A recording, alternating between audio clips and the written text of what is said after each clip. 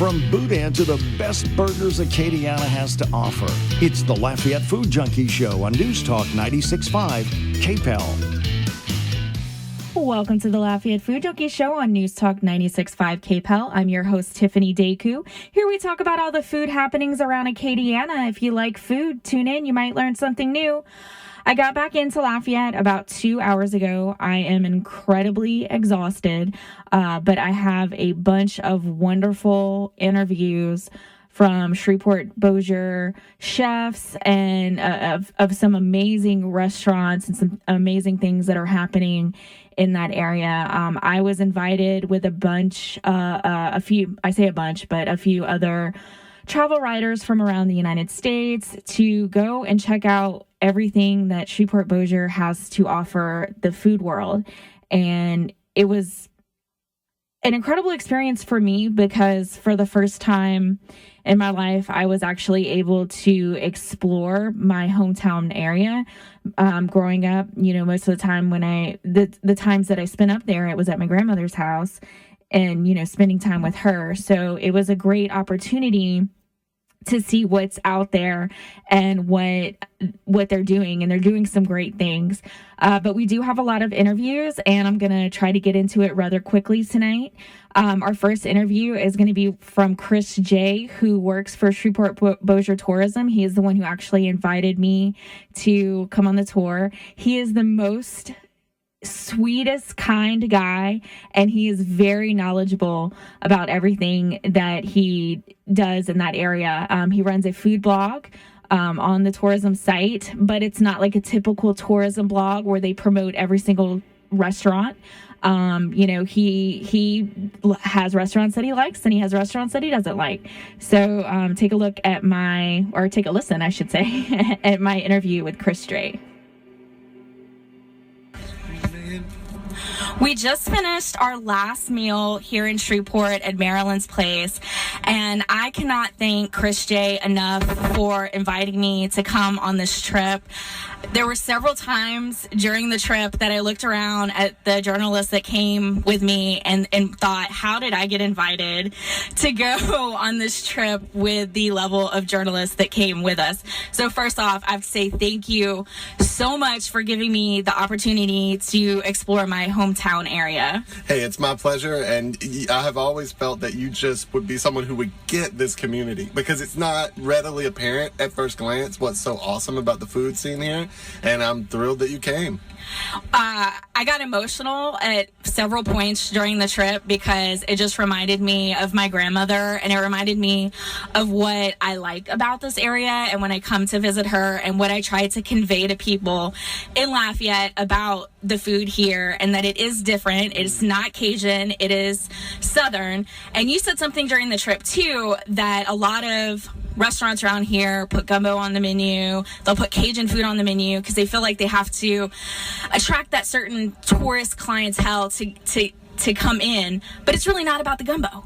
No, I mean, and you got to think about, to understand our food community, you really have to think about where we are geographically, and the fact that most of our visitors are coming across the Texas state line to go to casinos, and they actually really do want a quick taste of gumbo or etouffee or, something along those lines because they're like, we're going to Louisiana. So we kind of have to have those things on the menu here, but a lot of the country cooking and this quote-unquote soul food, the barbecue, is also, I think, really, really more our thing. You know what I mean? So you brought up a quick point about the casinos. I've noticed with the casinos coming to Lake Charles that their food scene has kind of amped up. Do you think that that's helping the food scene here in Shreveport? The short answer is yes, and the longer answer would be the specific place that's helping the most is in Asian food. Yes. I can now go to, there are 3 or 4 noodle bars. We have 7 casinos, and we have, I think, 4 noodle bars that are open until 2 or 4 a.m.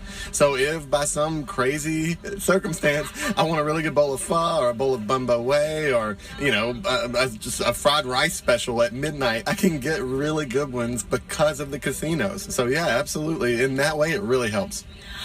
One thing that I've noticed this trip is the amount of international culture that is kind of seeping into everything. You hosted your Eat Here event, and it was kind of the past, present, and future of Shreveport cuisine, the past being the stuffed shrimp, which we'll talk about in a minute. You said the present right now is kind of fusion and the other cultures that are coming in. I feel like tacos are having a moment right now in town, and then you have a German food truck, you have an amazing Hawaiian food truck, which is very unique. I don't know of many Hawaiian food trucks around, in Shreveport of all places, right, too. And then the future was kind of comfort food with international flair to it. I guess she did this crazy molecular gastronomy chicken noodle soup where the noodles were actually made out of chicken. Chef Holly did that with St. Pierre. It was really cool. Yeah, absolutely. The international thing, again, like if you look closely at our community, Barksdale Air Force Base is here.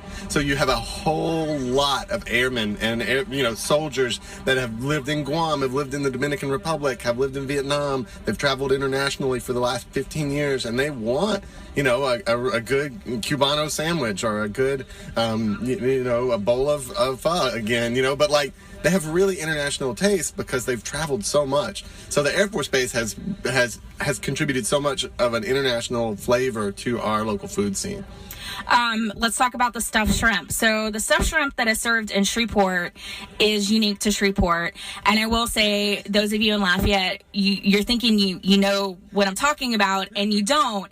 It's a different batter. It's almost looks like a corn dog. It's laid flat out straight. I want to say that the breading, it reminded me of Thanksgiving bread stuffing. In Lafayette and in Acadiana, it's more of a seafood stuffing, and they're on the smaller side. You did a short video about these stuffed shrimp, and it proved to have some challenging aspects of it to kind of find out the history of this dish. Absolutely. The thing about it is, and I get a lot of pushback because I call these Shreveport style stuffed shrimp, and people immediately will respond, well, there's stuffed shrimp everywhere. There's nothing Shreveport about that. Please hold off before you jump to that conclusion. These shrimp have been served in black-owned restaurants in Shreveport since the mid-1950s, where they were created at a restaurant called Freeman and Harris Cafe. They do look physically like corn dogs. They don't actually resemble the stuffed shrimp that you find, around the rest of the state of Louisiana. They look very different. But the thing that really makes them Shreveport is that they are soul food. I challenge anyone to show me another community where you go to the average soul food diner on a corner in a black neighborhood, and the specialty on the menu written in big letters is stuffed shrimp. It's an anomaly, and it's delicious, and frankly, I think it is bringing our city together racially a little bit, because finally we're starting to recognize those stuffed shrimp as a huge part of our local food scene and celebrate it, not just in the black community, but in all parts of the community. You even said that there is a neighborhood in Shreveport that has a mural on one of the sides of the building of the stuffed shrimp. Yeah. I mean, and it's a tough neighborhood. I say tough. It's a neighborhood with a lot of challenges, but I love Allendale. Allendale is a community that's got a lot of great plate lunch houses, a lot of great dive bars, a real community feel. But I mean, it's seen better times. But right there, smack dab in the middle, is a restaurant called CNC Cafe, and on the side of CNC Cafe is a huge mural of a plate of stuffed shrimp. I mean, come on, tell me that's not unusual. So another thing that you guys have a lot up here is a lot of farms. Farm to Table is kind of kicking off up here, and it makes complete sense with the amount of farms that here we toured Mahaffey Farms. You were saying something about, so the two farmers from Mahaffey Farms are actually in Italy right now, and you said that there was a number of farmers actually from the Shreveport area that are at that conference. Can you tell us a little bit about that? Yes, absolutely. That's the Slow Food International Conference that's happening right now in Turin, Italy, and we had 5 delegates accepted from Shreveport and invited to attend, and they include farmers and restaurateurs. So if you know Louisiana Cooking Magazine's Chef to Watch program, one of our local chefs was selected for Chefs to Watch, and he's there in Italy right now. His name is Gabriel Balderas, and he's about to open a restaurant in October. Nice. Okay, and I want to say that you guys have a phenomenal blog, and I know you're responsible for the blog on the Shreveport Bossier Tourism blog website. Where can people go to find it online and get more information if they want to check out Shreveport and know where to eat? Please go to www.20by49.com. That's the number 20, the letter X, the number 49.com. And what it is not is a tourist bureau blog. I mean, I am working very hard to celebrate and elevate our local food scene, to give it the attention that I feel like it has deserved and not been given for so long. And I am not doing advertising or any sort of pay to play or anything. It's authentic takes on really wonderful local stuff. If it's not wonderful, I'm just not going to blog about it, frankly. So in that way, I'm not objective. If something's terrible, I'm just not going to write about it because life's too short. Right, and I love that about your blog, and that it makes it very unique, especially with being attached to the tourism board. Yeah. I have to thank you again for inviting me to come and do this. It was unique. I have never done anything like it before, and it's the first time in my life that I got to explore this area, and I really hope that I do it justice by telling everyone in Lafayette why they should come and eat here and why I love it so much, and they should love it too, and they should check out what's happening here. Well, thank you. We are, after all, one Louisiana. You know, I every time someone says North Louisiana, South Louisiana, I can't find that on a map. I just see one Louisiana, and I'm so grateful that you came up and gave us a shot. We'll hashtag that right now, hashtag one Louisiana. All right, we are going to take a break, and when we come back, we have our interview with Chef Hardette Harris. So come back to us. It's the Lafayette Food Junkie Show on News Talk 96.5 KPEL. And now, we talk about food. It's the Lafayette Food Junkie Show on News Talk 96.5 KPEL.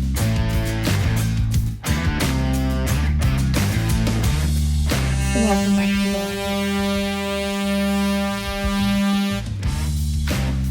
Welcome back to the Lafayette Food Junkie Show on News Talk 96.5 KPEL. I'm your host, Tiffiany Decou, getting a little bit of feedback there.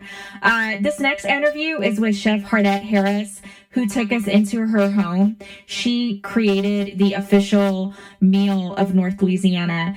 And when I was sitting at her table and she was talking to us, and I was biting into the fried catfish, and I was biting into the greens that tasted exactly like my grandmother's, I started to tear up. And then she told me that she was from Minden, which is where I'm from. And then I just automatically loved her. So here's my interview with Chef Hardette Harris.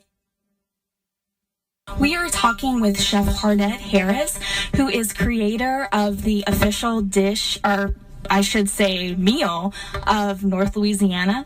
And she also happens to be from my hometown of Minden, Louisiana, which I just found out and I am super excited about.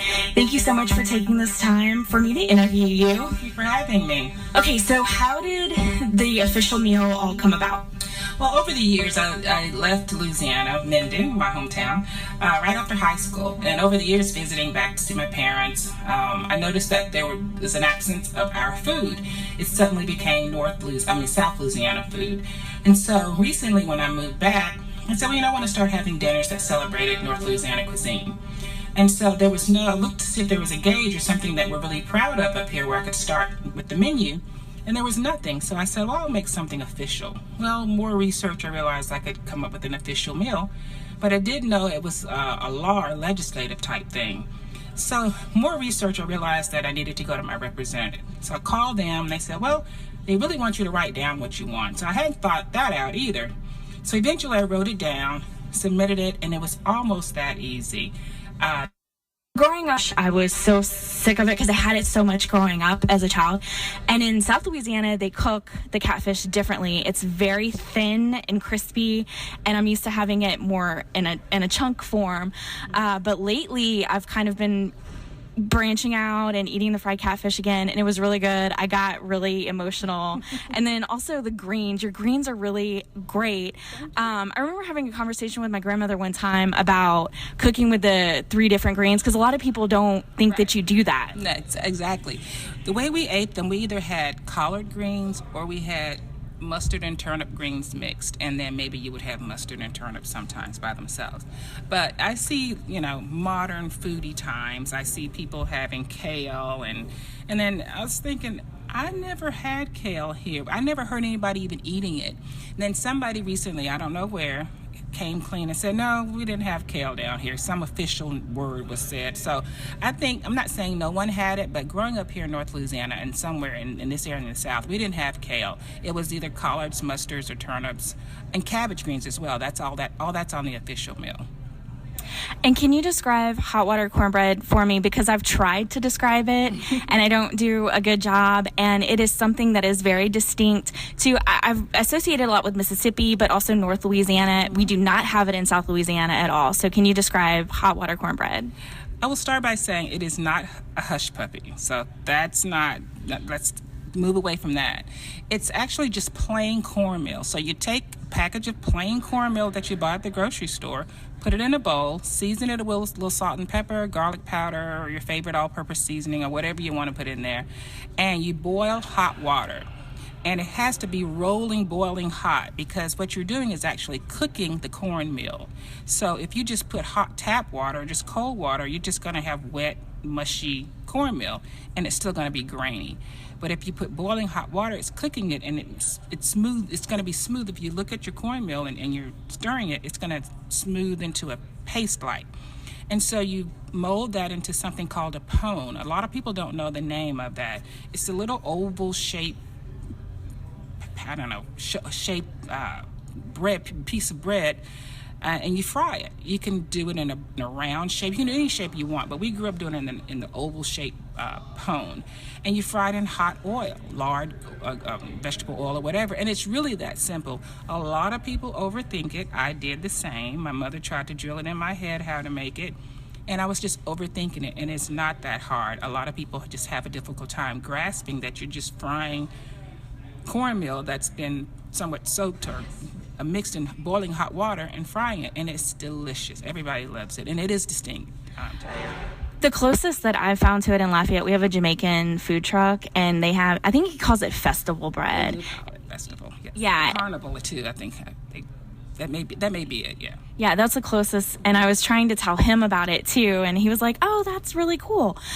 What is the one thing you want someone who has never been to North Louisiana, what do you want them to know about North Louisiana cuisine?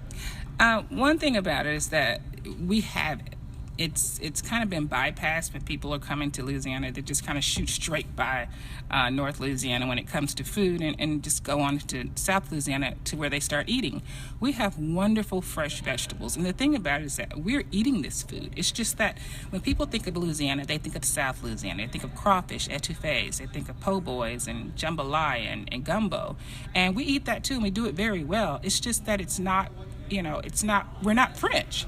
So South Louisiana, they do that very well, but we do our vegetables, our smoked meats, our jams and jellies and relishes. We do that well. We do our desserts, our pound cakes, our pecans, and that's stuff that we have right here. We grow it locally, and we eat it, so we should be proud of it. So when you come here, ask for that stuff, and it doesn't have to be cooked the way, like on the official meal, I actually wrote it. For instance, mustard and turnip greens with smoked ham hocks and neck bones and salt pork. And they actually put it on there just like that. So it doesn't have to be cooked that way. I just want us to start eating and celebrating those foods. So when you find yourself in North Louisiana in our area, ask for that. Look up that official meal online and ask for some of those items, and you'll find that those are fresh vegetables that we're really eating. So it's not just all southern heavy-laden food. It's really good fresh vegetables that we grow here. You are in the process of starting a culinary food tour of North Louisiana, too. Do you want to tell us a little bit about that? Yeah, kind of been on the slow poke about that, but we're getting it going. Today we started my little dry run of it, a few local restaurants. What I want to do is not only show off our food that we have here, but show off some of the local eateries and breweries that we have. We have all kinds of cool things. We have Greek food, we have soul food, we have Italian food. We have everything here in North Louisiana, and I just think it's one of those untapped areas when it comes to the foodie world that people really need to kind of just come into this area, get out of their cars, and really taste some of what we have. Every day I'm surprised myself of what we have here. It's places I've never heard of, so we have really good food here. Thank you so much for inviting us into your home today and cooking for us. It was a really lovely experience. Thank you so much. I'm so glad you came. All right, we are going to take another break, and when we come back, my interview with Harvey Clay, who truly left an impression on me. So come back to us. It's the Lafayette Food Junkie Show on News Talk 96.5 KPEL. She puts the wow, yum into words. It's the Lafayette Food Junkie herself on News Talk 96.5 KPEL. Welcome back to the Lafayette Food Junkie Show on News Talk 96.5 KPEL. I'm your host, Tiffiany Decou, and we've been doing interviews from my trip of Shreveport, Bossier Area. Up next is Mr. Harvey Clay. He owns Real Barbecue in Shreveport, and he is a character. Chris J considers him to be his spiritual advisor. I think it's partly you just love to talk to him because he has had so much happen and experienced so much in life that he's wise beyond words. And partially it's probably the barbecue because, frankly, it was the best barbecue I've ever had. So here is my interview with Mr. Harvey Clay. We're talking with Mr. Harvey Clay at Real Barbecue here in Shreveport, Louisiana. And I have to say, I just finished a massive barbecue meal. It was so much meat and it was so delicious. And I just wanted to take a minute and talk to him because Chris J said that he considers you a spiritual advisor as well as pitmaster. Yeah. How did you know that barbecue and you were meant to be? Well, first of all, because I loved it. And because I loved it, I thought that's a great thing to share with people. Because whatever you do, I want to see people happy. It's not just about getting paid. It's about having joy. And the only thing I think God could have left me here to do was to help make it a better world. I haven't been that good. So I don't have a debt of trying to make the world better. And because I love barbecue, and most people like barbecue, and it's hard to find good barbecue, let alone great barbecue. And when people kept telling me that they really liked it, it gave me more inspiration to go further and further into barbecue. So this is a Texas-style barbecue, is that correct? How would you describe Texas-style barbecue? Well, first of all, it's very slow cooked. We use a combination of a little bit of oak, we use some pecan, and a little bit of hickory. Most of the time I grew up on, we used mesquite because that's all we have. But it's to keep the temperature low. You know, we do 175 to 200, generally speaking. Every once in a while we get up to 300, but generally 175 to 200. And just take your time and try to make sure that you're cooking with love. You want smoke in the meat, not just cooked. Otherwise you can just put it in the oven. But if you don't have the smoke, you don't have the barbecue. That's what the flavor is, and I love it. I even like it just to see the grill smoke. Right. I mean, I like it. So I have to say, it smells amazing in here. It smells like smoke. You can definitely taste the love in your food. You do a brisket-style sausage that reminded me of a Mexican chorizo. You want to tell us a little bit about how you make that? Well, we take a fresh brisket, we send it out to a meat plant in West Texas, and they grind the brisket and they put it into a collagen casing. They pre-smoke it in a USDA plant, inspected plant, and when they pre-smoke it, the casing melts away, so it's a skinless brisket sausage with no preservatives, no junk, no organ meat, no pork skin, no pork fat, just brisket and the seasoning that we blend. And so it's a very tasty sausage. It's not too hot, but a little bit of warmth to it, but with good meat and great seasonings. Can you also tell us about, so one thing we discovered, you have these glorious, massive, the size of my head, baked potatoes on the menu that not only have the meat, but also has macaroni and cheese. Are those very popular in the restaurant? Really popular. One of the things that happened, people would ask for a baked potato with brisket or sausage or turkey or chicken, and then ask for a side of macaroni and cheese. So we had one that first one we did it with double rib tips and macaroni and cheese on top. And we put the macaroni and cheese on top, it looked like a halo. So we called it a saint. People thought it was for the New Orleans Saints. It applies because we are in New Orleans, but it was really dumb because it looked like a halo with that macaroni and cheese on top. And that's because of people taught us to do that.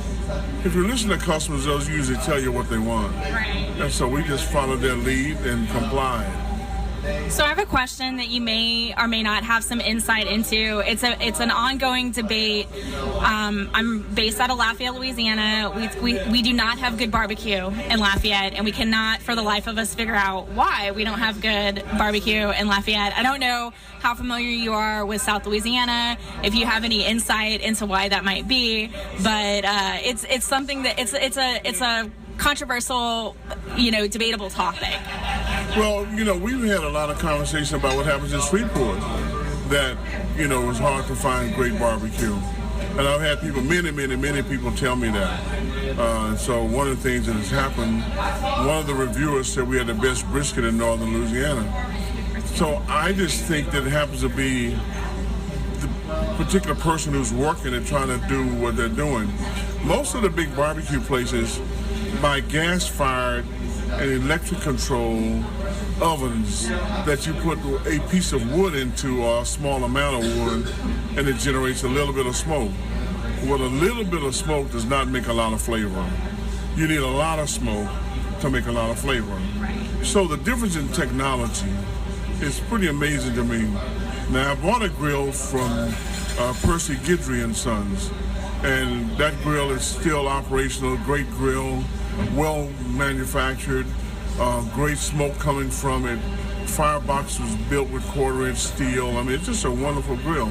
Now, I can't imagine those guys, I promise you, those guys know how to build a grill. They know how to cook some barbecue. So it's just a matter of personal taste and operator who's dedicated. Because it's smoky, it's hot. We have 2 grills out there, and sometimes it's 125 degrees, 130 degrees in the grill room. So they can do it cheaper without having the same kind of labor that we have to go through to make it right. But it just doesn't have the flavor. Somebody once said, if you don't love the people, you can't lead them. And I say, if you don't love the people, you shouldn't feed them. So it should be good or don't do it. Right. I never learned to play pool because I wasn't good at it. And things that I'm not good at, I don't want to do. I want to do things that I'm good at. And so when people smile and say they like the barbecue, that's how you get your feedback about love. Most of us get our determination of who we are from feedback. So they help make me a better barbecue guy. I'm kind of getting the feeling of why Chris J called you his spiritual advisor now. Do you think it's life lessons that made you think that you're a good spiritual advisor? How did that feel that he considered you that? Well, I work at trying to spread some good news. Most of the news we get is not good news. Even when I was a car dealer, I took a article out every Monday on the obituary page and said Harvey's thoughts. And I would just find quotes of good news to share. My job is to make it a better world. So I looked at it a lot, trying to figure out how can I help make somebody's day. And some of that happened. One time I had a service advisor when I was in the car business. They got mad at this woman because she was fussing and raising hell, but she needed to hurry up and go. And the service advisor, a very nice lady, grandmother, she said, I can't stand the woman. She's always got a problem. I said, who? I said, that lady's one. What's wrong? I asked her, what's wrong? She said, my sons were mad at God because their sister died. And I buried her today. And I have to go home and get my kids. I couldn't even take them to the funeral. So I'm rushing. I went to Margaret. I said, Margaret. First of all, I gave her the keys to my car. I told her to go on. So Margaret, her daughter died. They had a funeral today. She's trying to go get her children off the bus from school. She said, if I had known that she was in that kind of trouble, I wouldn't have been upset. So you have to assume that when somebody's not having a great day, they need some help. And so why not try to make every day a helpful day? Try to make it a better day. Yeah. And so that's why we use the name Real Barbecue, because most of the barbecue isn't real. At a Lincoln Mercury store that I named Greater Springfield, because greater is he that is in you than is in the world. So I believe in God. God has shown me some miraculous things, and I know that he is powerful and wonderful, and he never leaves you in the cave by yourself. He takes you through the cave, not to the cave to leave you. Mr. Harvey, it has been a pleasure, and thank you so much for taking this time to sit down with me. It is my pleasure. You have such a nice smile, wonderful personality. I'm so glad you're here. Thank you. Thank you. All right, let me go meet them. All right, we are going to take our last break, and when we come back, we'll have our final two interviews. So come back to us. It's the Lafayette Food Junkie Show on News Talk 96.5 KPEL. Here's a tip from Terrio Family Dental. Brown bagging is good for your wallet and your teeth. Packing a protein-rich lunch can improve your dental health. Proteins serve as a buffer against damaging acids from other foods. Also include vegetables and fruits with a high water content, like celery, apples, and pears. Your wallet will grow and your smile will be brighter. For more tips and advice from Terrio Family Dental, visit this Town Square Media radio station's website. The caring and friendly staff at Terrio Dental understands that going to the dentist for many people is no walk in the park and can be downright scary. That's the reason Terrio Dental in Lafayette specializes in sedation dentistry. Medications can be given prior to reduce anxiety, and they can provide nitrous oxide during the procedure. You can trust the Terrio Dental team to take the fear away and help you maintain a beautiful, healthy smile. New patients are always welcomed. See them at 121 Rue Louis XIV off Kali Saloon or call 984-3408. Whether you're an experienced runner or a couch potato, the Insane Inflatable 5K will make you feel like a kid again. With 11 of the most outrageous inflatable obstacles, this 5K is more about fun than fast times. This year's Insane Inflatable 5K is set for October 22nd at Evangeline Downs Racetrack and Casino and is presented by Towed Away Apartment Door-to-Dumpster Service. Be sure to sign up now at our website. This will secure the start time that you want and will lock in your Insane Inflatable experience at the lowest possible price. This is the 5K that all of your friends were talking about last year. You don't believe us? Check out the pictures at this station's website and don't miss out on the most memorable 5K in the world. The Insane Inflatable. It's a 5K. It's a bounce house. It's great family fun, so don't miss your chance to experience it all. A portion of the proceeds go to benefit Healing House. Save the date, October 22nd at Evangeline Downs. The Insane Inflatable 5K, presented by Towed Away Apartment Door-to-Dumpster Service. The best start times are filling up fast, so visit this station's website right now and look for II5K in the What's Hot in Lafayette bar on the homepage. Do you know what the number one reason that causes kids to miss school? Weather? Nope. Injury? Nope. Missing the bus? Nope. Asthma. Asthma. The number one reason children miss school. Are you surprised? Well, I was too when I was presented with that statistic. It's just one of the reasons we put on the Jeep Jaunt every year. Hundreds of people gather for the Jeep Jaunt to raise money for the American Lung Association, trying to give them the power to teach our kids and their parents how to live with asthma and other lung disease until the cure is found. The Jeep Jaunt is a 35-mile police-escorted ride down the back roads of Acadiana from Celebrity Theaters in Broussard to Cypress Bayou Casino Hotel. Once we get to Cypress Bayou Casino, we'll have lunch, followed by door prizes and an auction, all to raise money for the American Lung Association. Our partners in this event include Sterling Jeep, Cypress Bayou Casino Hotel, Celebrity Theaters, KATC TV3, and Smokey Abear Snap-on Tools. Any street-legal Jeep or 4x4 is eligible to be in the ride. All you have to do is register. The 11th Annual Jeep Jaunt, October 30th. Pre-registration is underway at this station's website or by logging on to jeepjaunt.org.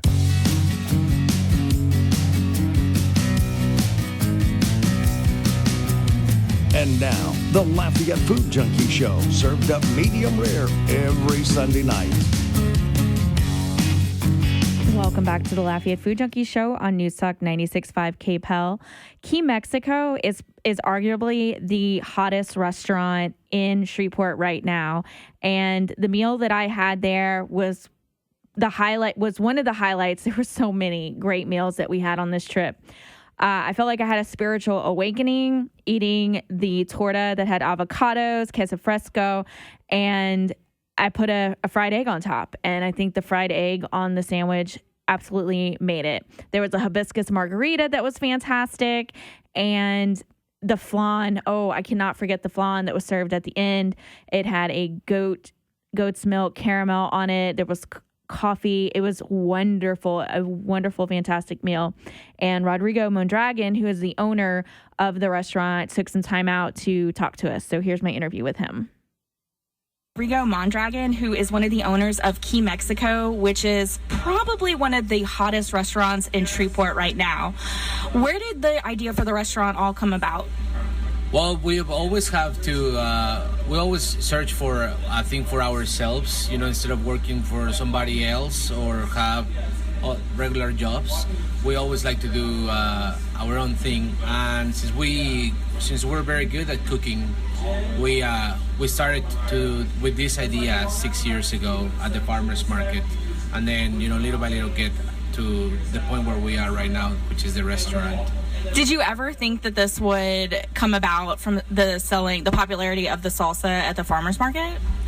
Well, I did. I mean, we pursued the idea of the restaurant, but I didn't know how big of a boom we were gonna have.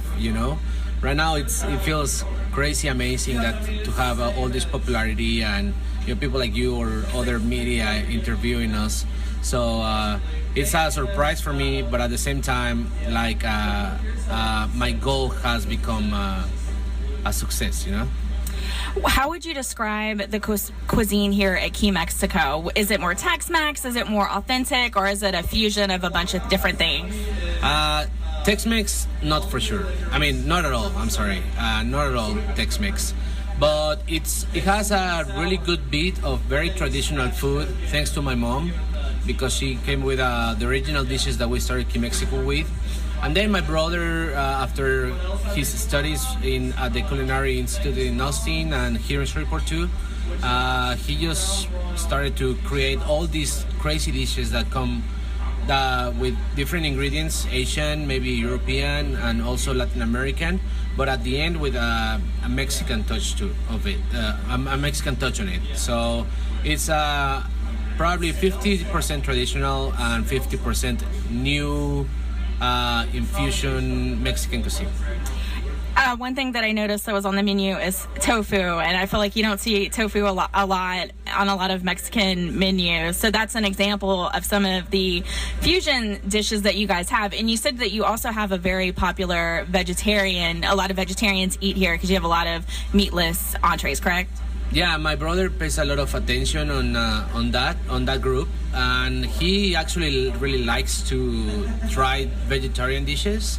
In Mexico, you can survive as a vegetarian, and you would be very happy because everything is really tasteful, even vegetarian dishes. So he kind of grabbed that idea and put it into the restaurant. The tofu gringa, he's like, well, this is almost like meat, but it's vegetarian, so let's try to do the gringa with this, which is originally it comes with a pork chop. It's a pork chop, you know. So he tried the tofu, and it came out like heaven for vegetarians because it has a bunch of cheese, and it's a cheese crust, and it's spicy, and you know it's pretty good.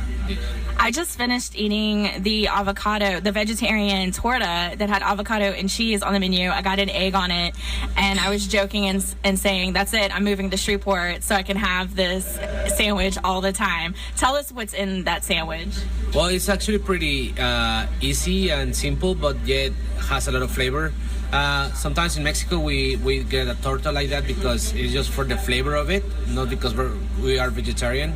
But it has fresh, queso fresco, sliced, and then a bunch of sliced avocado, fresh jalapeno, tomatoes, a little bit of McCormick mayo, which is from Mexico.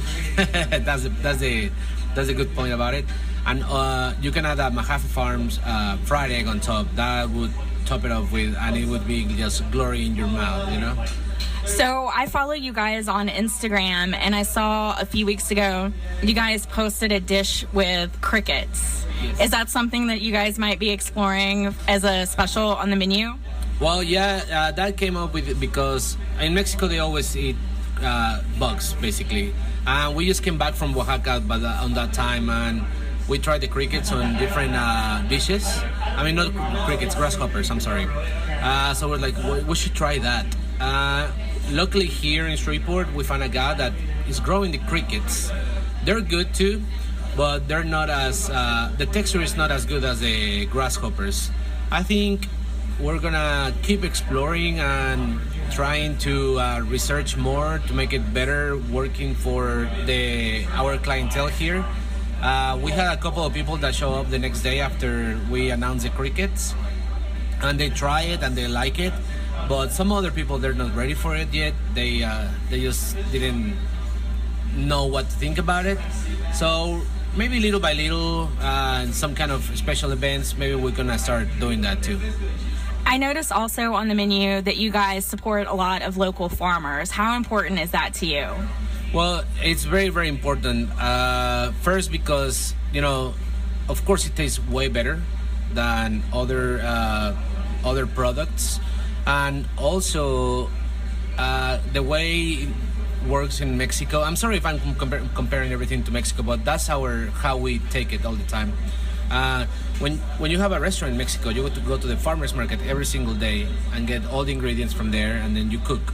So in the future, I hope we can do that.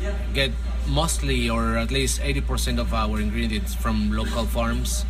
So it tastes better. It supports the town, and of course, it's healthier for you. You know. Well, I very much enjoyed my meal here today, and I feel like this is going to be a must stop whenever I visit. I'm from this area, so to let you know that whenever I visit my grandmother, and a lot of people in Lafayette complain that we don't have good Mexican food there. It's very Tex-Mex. It's very generic. We have a lot of chain Mexican restaurants. So anyone who's complaining about that in Lafayette, you can drive on up to Shreveport and check out Key Mexico. Thank you so much for joining us. Thank you very much, and I hope you enjoy everything else. All right, and our next interview is actually going to be with Evan McCommon. We took a tour of Mahaffey Farms. We referenced them in the last piece with the eggs, and you'll see their products on a lot of menus. It also happens to be a bed and breakfast, and when you go for the bed and breakfast, actually it's an Airbnb, but it works like a bed and breakfast. You can get breakfast cooked for you, and we had that breakfast, and it was wonderful. So here is my really quick interview with Evan McCommon. On the tour, how did you get into this? What made you decide that you wanted to go into farming for a living? My father really started the farm 6 years ago, and with that, I really was just kind of wanting to get paid at first, but then the more that I learned about this, and the more that I learned about the environmental benefits of it, as well as the ethical and economical benefits of doing this, the more that I saw it as not only a viable career option, but the best career option for me in particular. You're very knowledgeable, and we've been talking about recently on my radio show young farmers and a concern that there's an aging out of farmers. So it was great to see you so into farming and getting into this. Now, what are some of the pigs and chickens that you grow on the farm, or raise on the farm, I should say? We raise a breed of pigs called the Red Wattle. We are going to do a new sort of half-breed soon we're going to cross a Red Wattle with a Tamworth, which is an old domesticated English breed, with a southeastern feral pig called the Red Wattle. And the hopes for that is that the Red Wattle is really fatty, it can forage really well, and we don't really have to take care of them because they're heat and disease tolerant. And the Tamworth can forage very well, and they're also heat and disease tolerant. But the Tamworths are lean, so we're trying to get a good amount of fattiness and leanness combined together to form the ultimate foraging pig, and to hopefully optimize the amount of environmental benefit that we can get from our pigs. And you said right now the pigs that you have out in pasture are eating acorns. Actually, right now they aren't eating acorns because the acorns haven't started dropping yet. Gotcha, but they are eating various grasses. In the fall, when the acorns do start to drop, then they will definitely start to eat them, and they will eat the heck out of them. I mean, we have given a ton of acorns to pigs in a matter of like a couple of weeks before. I'm pretty sure. So don't quote me on that number, but I'm fairly certain. And you are also about to raise a different kind of chicken? Yes. In the spring, we are planning to do an experimental batch of what is called Freedom Rangers. Most of the meat chicken operations in the U.S. use what is called a broiler chicken, which they can go from being hatched to 4 to 5 pounds in a matter of 8 weeks. We are going to do a Freedom Ranger because they are a better forager. And they do take 12 weeks, but they are also of higher genetics. And since they forage well, that is going to translate into the nutrition and the texture and just the overall quality of the bird. You said it was also going to be more cost effective, correct? Yes, because when we do that, we are not going to use a non-GMO certified organic Texas grown feed. We are going to use just a non-GMO feed, which environmentally is not as friendly. But if you look at the quality of the bird, it evens out to the same quality as our broiler chickens, even though they have higher quality feed. Thank you so much for taking some time out of your day and letting me interview you really quickly. Oh, you're welcome. Thank you very much. All right. That's all the interviews that I have for tonight's show. Next week, I have to save time to talk about the experience that we had at Lucky Palace on our final night in the Shreveport Bossier area. It was a once-in-a-lifetime experience, and I have to do it justice by talking about it for an extended amount of time. There was so much that we experienced over this weekend, and I cannot emphasize enough that Shreveport Bossier is worth going and checking out and seeing what they have there. That's our show. Thank you so much for tuning in. Join us next week, Sunday at 6 p.m. This is Tiffiany Decou on News Talk 96.5 KPEL, and this is the Lafayette Food Junkie Show. Thanks for listening, and as always, happy eating, Acadiana.